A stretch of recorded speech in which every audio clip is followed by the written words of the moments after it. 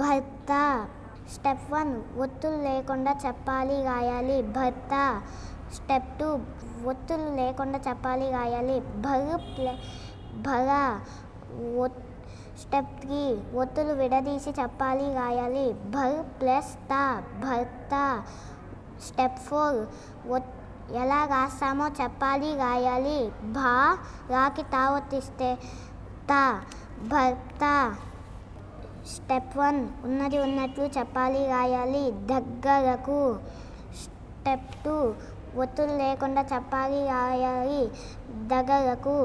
Step 3 ఒత్తులు విడదీసి చెప్పాలి రాయాలి దగ్గు ప్లస్ గరకు దగ్గరకు. స్టెప్ 4 ఎలా రాస్తామో చెప్పాలి రాయాలి